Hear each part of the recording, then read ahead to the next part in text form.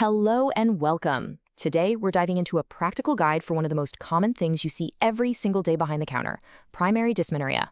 We're going to streamline your approach and give you the tools to handle these consultations with confidence. So here's our game plan. We're going to walk through the entire patient journey, right from the moment they come up to you.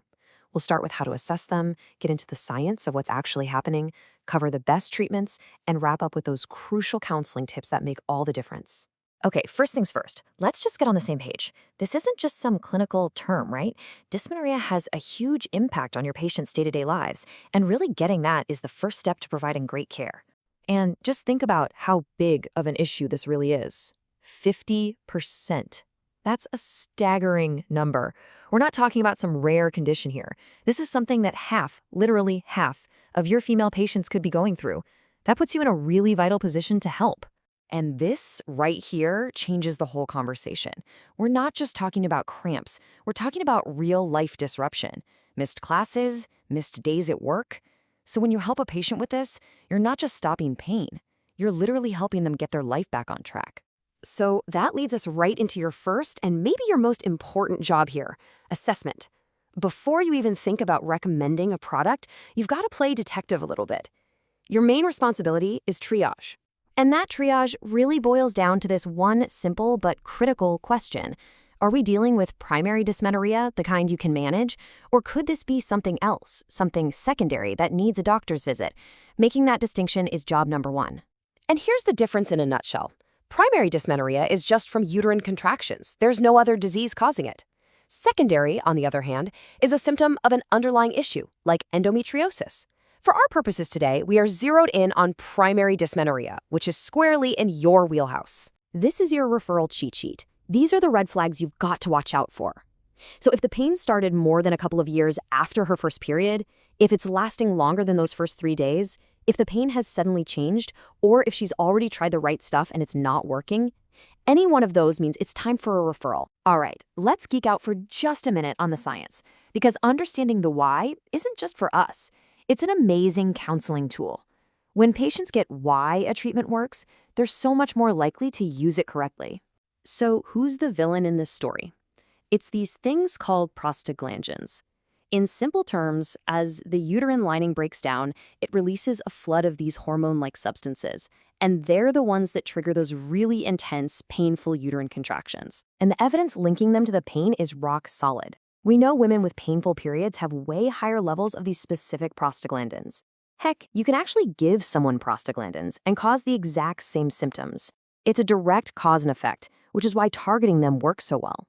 Which brings us to the main event, the game plan, a clear, evidence-backed, step-by-step approach you can use to get your patients feeling better fast. You should always start here.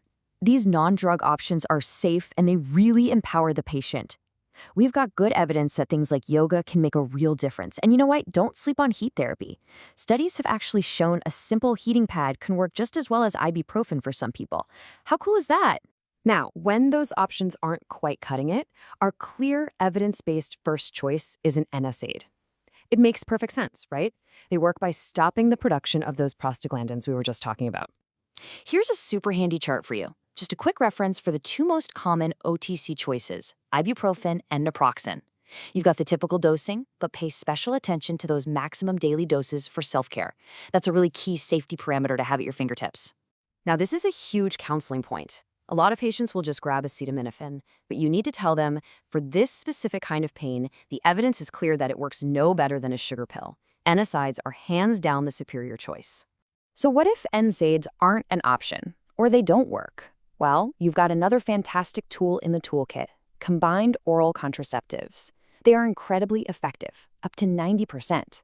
They work differently by thinning the uterine lining and stopping ovulation, which tackles the problem from another angle. All right, let's get into the final part of the consultation. And honestly, this might be the most important, because your counseling is what turns a product sale into a real solution for your patient. And here is the practical advice that really moves the needle. You've got to stress that timing is everything. Start taking it the moment the pain or the period starts, always with food. Keep it up for the first 2 or 3 days. And, this one's key, tell them to give it a fair shot for at least 3 full cycles before they decide it's not working. And of course, we always talk about safety. Now, for short-term use, NSAIDs are very safe. You'll want to mention taking them with food to help with potential GI upset. But interestingly, when you look at the data, the only side effects that are statistically more common than with a placebo are CNS effects, like a little bit of dizziness or a headache. This is the final piece of the puzzle. You have to give your patient a clear plan. Not just what to take, but what to do if it doesn't work. You need to define the end of the road for self-care. And that end of the road is what we call treatment failure. So if they come back to you and say, hey, I did exactly what you said, I tried the NSE for 3 cycles and got no relief, that is your cue. It's time to refer them to a doctor to make sure there isn't something else going on. So let's just boil it all down. Your role here is huge, and it really comes down to these 3 things. Yes, you want to relieve their symptoms, but just as important, you want to help them get back to their normal life. And you are the frontline professional who can spot the patients who need to see a doctor. So I'll leave you with this question to think about. The next time a patient comes to you with this problem, how can you use this framework, from assessing to explaining to treating to counseling, to really knock that consultation out of the park? Thanks for tuning in.